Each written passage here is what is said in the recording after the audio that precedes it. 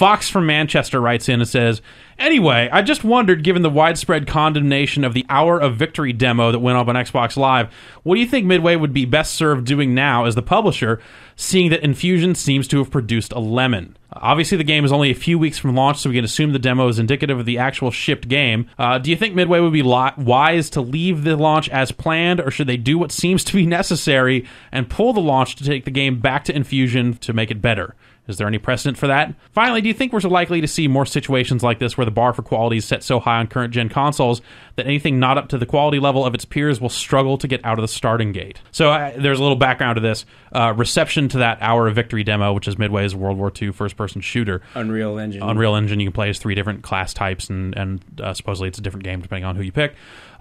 People hate it. Really? Wow. The reaction to that demo coming out has been pretty negative. And granted, it's all message board stuff, so you can't take it 100% seriously. But, right. Typically people get demos and go, oh, it was all right. Or oh, that game looks pretty awesome. I'm stoked.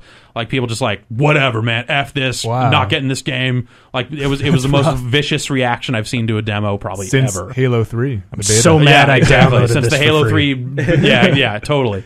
Exactly. Since the Halo 3 beta was delayed, this is the biggest sense of outrage. So, yeah, I don't know. It's interesting to see this demo kind of backfire on them, and now people will probably have a much lesser feeling about the game than they did before. That's really surprising. Yeah.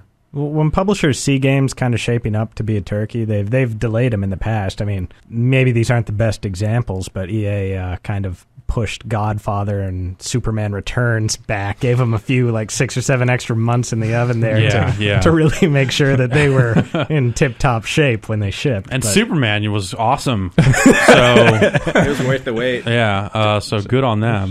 More time doesn't always mean a good game. Developers and publishers know when they're making an amazing game or when they're making an okay game or when they're making a bad game. It's a matter of which suit is making the call of, all right, we need to get this out the door. All right, you guys can have more time. We're willing to spend the more money on this. I mean, maybe it's just a bad demo. Maybe, but I think also you have a lot of cases where the people that know internally if a game is good or bad are the people that are so close to the product that their voice doesn't necessarily reach up to those decision makers. Yeah. So that's why this kind of public reaction can be more valuable than having your entire test team revolt because your game is crap. Or maybe the test team revolt happened and you ignored it, but now that there's a public reaction, they'll say, okay, maybe there was it's like, all right, maybe there's something to this. Sure. Maybe this is all hypothetical stuff. Yeah, I don't know. I actually haven't played the demo, and I don't know. Seeing Midway come by the show and play it, it didn't look that bad. I mean, granted, I'd have no love left for any kind of World War II anything, but it didn't look so let bad. alone a first-person shooter. But to get all pissed off about that game seems kind of weird.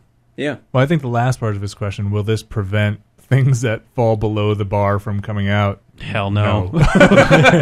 Weren't people upset with, maybe not on such a grand scale, but weren't people a little disappointed by the Dirt demo? And we've had that game. Yeah, they didn't like that 100%. And we've had that game on the show a couple times now. It looks awesome. Yeah, so, it doesn't. The quality of a demo certainly doesn't always reflect on the quality of the game, because people liked that Superman demo. Because all you could do is fly around. And that's the one part of the game that isn't total crap. So will we see a game have a demo released and all of a sudden find its release date pushed back because everyone hated the demo? It will have to happen eventually. No one's ever going to come out and say we're pushing this back because of negative reaction. They're going to say, oh, we missed our window, or we need to fix the multiplayer. I feel like it must have happened at least once in the PC community, just because they've had so many games with demos for so many years now. True. Capcom already, with Lost Planet, they put the demo out there, and then everyone was like, oh my god, we can't read the text. Oh, right, These, we want this kind of matchmaking. And Capcom addressed a lot of the complaints that people had with it